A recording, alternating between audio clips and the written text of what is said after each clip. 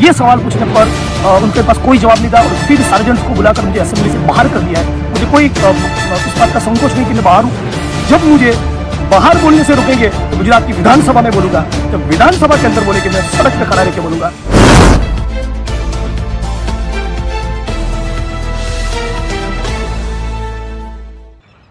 और नमस्कार साथियों, मैं जिग्नेश मेवानी। जैसे कि आप पीछे बैकग्राउंड में देख रहे हैं, अभी मैं गुजरात की विधानसभा के बाहर हूँ।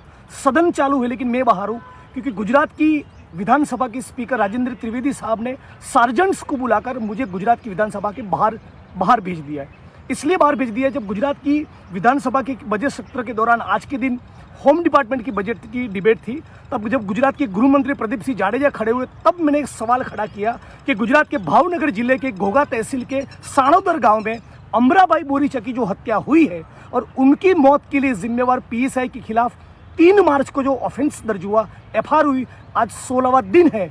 इस मामले में पीएसआई की गिरफ्तारी क्यों नहीं हो रही? और साथ साथ में उस मुद्दे को भी उठाने वाला था कि गुजरात में पीएसआई की 300 जो भर्ती होने वाली है, 300 पीएसआई की, उसमें से शेड्यूल कास्ट के 7% के आरक्षण के मुताबिक 21 पोस्ट होनी चाहिए, केवल एक ही पोस्ट है। इन दोनों मुद्दों के आज मैं उठाने वाला था, उसे मुझे नहीं उठाने दिया गया। मुझे सार्जेंट को बुलाकर गुजरात की असेंबली के बाहर भेज दिया गया है। लेकिन ये अनामत वाला जो आरक्षण वाला मुद्दा है, उससे भी बहुत सेंसिटिव मुद्दा है अमराबाई बोरीचा का।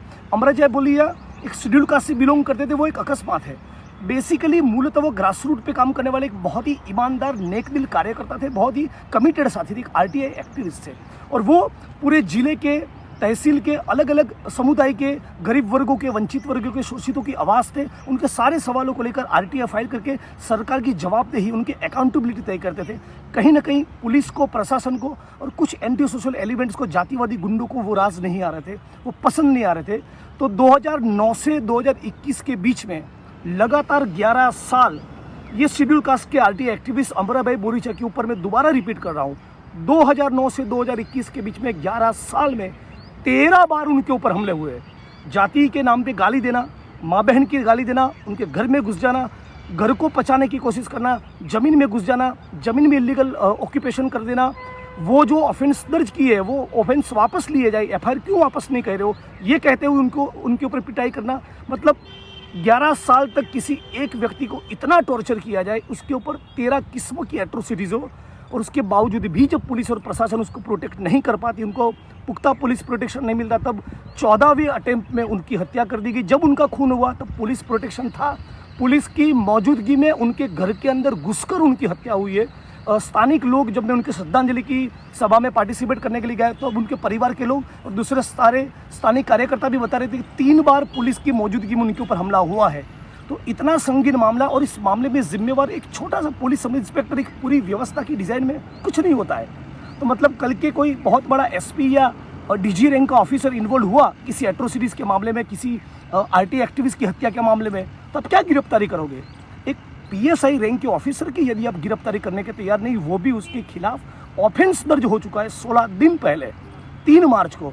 तो आज जब मैंने मुद्दा ये उठाया कि इस अमराबाई बोरीचा के मामले में रिस्पॉन्सिबल पीएसआई की गिरफ्तारी हो, आखिर किसके कहने पे गिरफ्तारी नहीं हो रही, क्यों गिरफ्तारी नहीं हो रही, क्या कहना है प्रदीप सिंह जाडेजा साहब आपका? आप गुजरात के होम मिनिस्टर है, विधानसभा के असेंबली के फ्लोर पर जवाब दीजिए।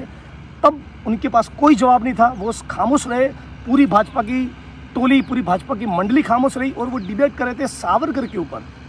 सावरकर वीर है कि नहीं, इस मुद्दे के ऊपर डिबेट कर रहे थे। तो विपक्ष ने भी बहुत वहाँ पे हंगामा किया और विपक्ष की ओर से किसी ने कहा कि सावरकर तो अंग्रेजों की चापलूसी कर रहे थे। तो स्वाभाविक है, भाजपा की बहुत से लोगों को बुरा लगा। तब हमने भी कहा कि सावरकर के खिलाफ बहुत से एविडेंसेस पड़े हैं, हमारे पास ऐतिहासिक पुरावे हैं, जिसमें सबसे अहम पुरावा है कि नेशनल आर्काइव्स दिल्ली में किस प्रकार से उन्होंने माफ़ीनामे लिखे थे, अंग्रेजों को हाथ जोड़कर माफ़ी मांगी थी, उसके भी एविडेंस है। ये पूरी चर्चा के बीच में होम मिनिस्टर साहब को मैंने रोका और बोला कि सारी बात छोड़कर इस मुद्दे का जवाब दीजिए कि आखिर कसूरवार सोलंकी नाम के इस पुलिस सब इंस्पेक्टर की गिरफ्तारी कब होगी।